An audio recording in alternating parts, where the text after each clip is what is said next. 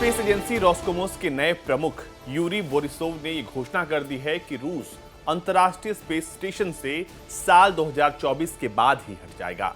उन्होंने पद संभालते हुए ऐलान किया है। साथ ही राष्ट्रपति व्लादिमीर पुतिन को इस बात की जानकारी भी दे दी है।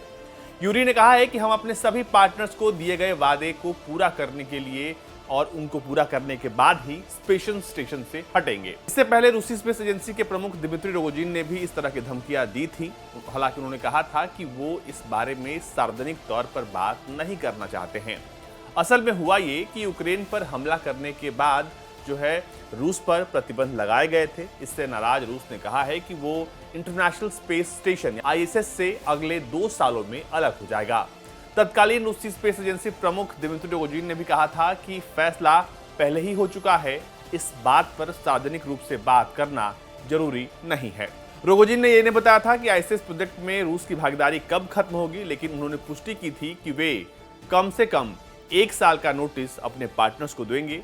रूसी अंतरिक्ष एक्सपर्ट्स ने पहले भी यह कहा था कि रूस कभी भी ISS से अपनी भागीदारी को 2024 से आगे बढ़ाने के लिए सहमत नहीं हुआ। अमेरिकी अंतरिक्ष एजेंसी नासा और बाकी अंतर्राष्ट्रीय साझेदार अब चाहते हैं कि इस प्रोजेक्ट को कम से कम 2030 तक बढ़ाया जाए, लेकिन रूस अपने पैर पीछे खींच रहा है।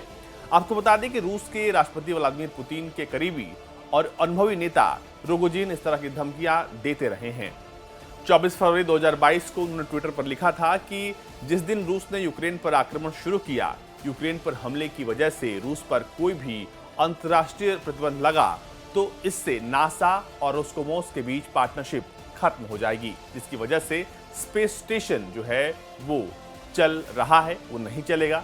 ISS के शुरुआती मॉड्यूल्स को 1998 में कक्षा में बढ़ाया गया था, जिसके केवल 15 सालों तक उसके चलने की उम्मीद थी। तब से स्पेस स्टेशन के मिशन को आगे बढ़ा दिया गया। नासा के मुताबिक 1990 के दशक में मीर स्पेस स्टेशन के अंतिम चरणों में मदद करने के बाद शुरू किए गए ISS प्रोजेक्ट में अमेरिका और रूस मुख्य पार्टनर थे।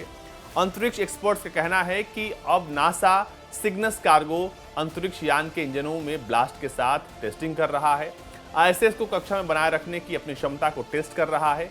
इस स्पेसक्राफ्ट को अमेरिका की एरोस्पेस कंपनी नॉर्थरोप ग्रूमैन ने बनाया है। इसका मतलब ये हुआ कि हो सकता है कि अब ISS में रूस की भागीदारी की जरूरत न पड़े, लेकिन अब तक यानी जब हम ये खबर पढ़ रहे हैं तब तक अमेरिका के बस में ये नहीं है कि वो अकेले ISS को चला सके। इसलिए रोगोजिन के इस बयान को अमेरिका सीरियसली ले रहा है और हो सकता है कि आने वाले वक्त में ISS जो है वो काम न करे।